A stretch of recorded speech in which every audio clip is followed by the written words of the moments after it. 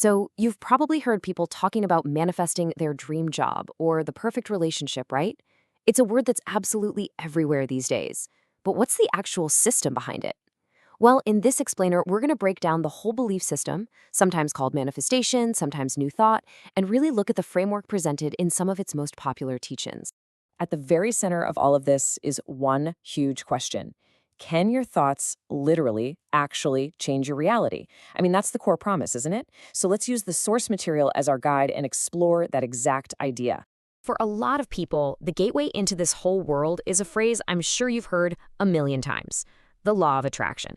It's definitely the most famous piece of the puzzle, but as you're about to see, it's really just the starting point.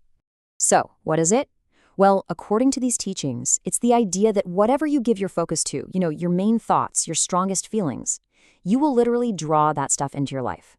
The idea is that your mind is kind of like a powerful magnet, and it's constantly pulling in experiences that are a perfect match for whatever's going on inside of you. It really all boils down to this one simple, memorable phrase: like attracts like. This is the mantra for the whole concept. The thinking goes, if you have positive thoughts, you're going to attract positive outcomes. And if you have negative thoughts, well, you get the picture. Okay, but that's the big question, right? It sounds great, but how is any of this actually supposed to work? Is it just wishful thinking? Well, according to the source material, there's a much deeper mechanism at play, and that brings us to the very foundation of this entire system. The entire system is built on this one core belief: everything is energy. And I mean everything. Not just the chair you're sitting on, but your thoughts, your feelings, the words you say. It's all just energy, vibrating at different speeds. Now, here's where it gets really interesting. These teachings often draw a parallel, and I want to stress it's a parallel to an idea from quantum physics. They take the concept that tiny particles can exist in multiple states at once and only settle into one state when they're observed, and they apply that metaphorically to life. So in this view, your focus, your attention, is the observer that takes all the infinite possibilities for your life and collapses them into the one single reality you actually experience. And this quote just captures that principle perfectly. It suggests that your attention is like a currency, a really powerful one.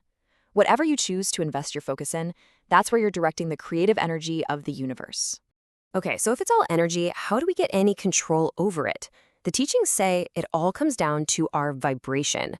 Think of it as the specific energetic frequency you're broadcasting out into the universe at any given moment.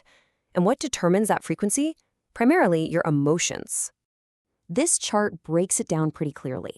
On one side, you've got your high frequency, or high vibe emotions. Things like love, gratitude, joy. These are said to attract positive, light experiences. And on the other side, you've got the low frequency emotions like fear, guilt, and shame, which supposedly attract experiences that match that same heavy energy. And this is a really crucial point. It's not about just wanting something really badly, because wanting something can actually come from a place of lack, which is a low vibration, right? Instead, the idea is that you attract what you are. It's about your dominant energetic state. You have to literally become an energetic match for the things you desire. And that's exactly why these teachings put so much emphasis on the idea that the real work isn't out there in the world. It's all internal. If your vibration is consistently low, you have to start by rewiring the subconscious beliefs that are causing it in the first place. And these roadblocks are called limiting beliefs. They're like these little bits of programming, usually from when we were kids, that are just running in the background of our minds. You know the ones: I'm not good enough for that, or money is the root of all evil, or making a living has to be hard. These thoughts act like an energetic force field, literally blocking you from receiving what you're asking for. So how do you get rid of them? Well, the source material often suggests little rituals like the one you see here. The process is simple. First, you get clear and write the belief down on paper. Then, you say out loud that you're releasing it. And finally, you physically destroy the paper. You can burn it, tear it up, whatever. It's about creating a powerful symbolic act that tells your subconscious mind, hey, we're done with this programming. But you can't just leave an empty space there. The next step was to replace that old limiting belief with a new empowering one. And that's where affirmations come in. These are short, powerful statements in the present tense, like, I am worthy and deserving of success, or money flows to me easily and frequently. And the key is to repeat them every single day with real, genuine feeling to start reprogramming your mind. So you've started doing the internal work. how do you keep that high vibration going day to day? Well, this is where a whole toolbox of practical techniques comes into play. Let's just run through a few of the most common ones. You've got things like vision boards, which use pictures to keep your goals right in front of you. There's scripting, where you actually write about your goal in a journal as if it's already a done deal. And of course, a lot of people use physical tools like specific crystals or sound frequencies, like the famous 528 Hertz love frequency, to help tune their personal energy. But, the goal of all these tools isn't to make you stress out and hustle harder. The real goal is to get into a state of what they call alignment.